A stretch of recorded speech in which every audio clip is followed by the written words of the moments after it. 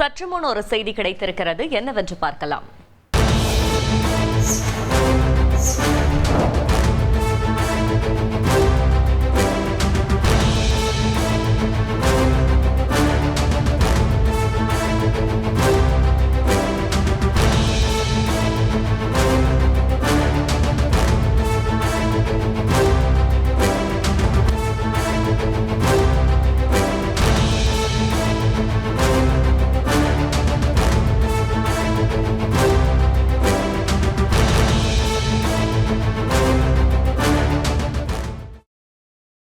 மதிமுக முதன்மை செயலாளர் துரை வைகோ என குறிப்பிட்டே அறிக்கையில் குறிப்பிடப்பட்டிருக்கிறது.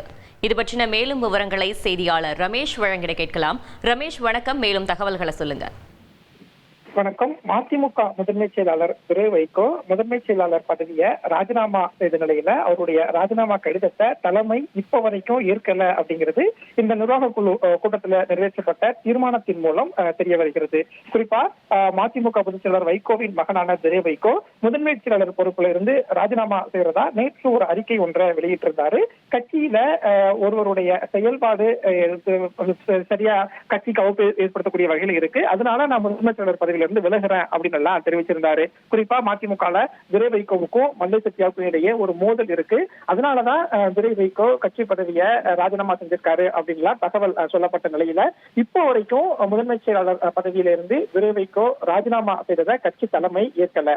ஏன் அப்படின்னா இந்த நிர்வாக குழு கூட்டத்துல தீர்மானம் நிறைவேற்றப்பட்டது. இந்த தீர்மானத்துக்கு மாநில நிர்வாகிகள் எல்லாருமே ஒப்புதல் அளித்தாங்க.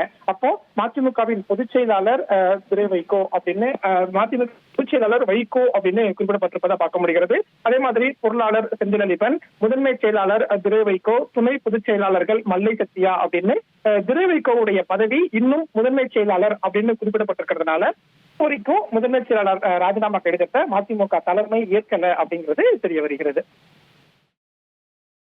தகவல்களுக்கு நன்றி ரமேஷ்.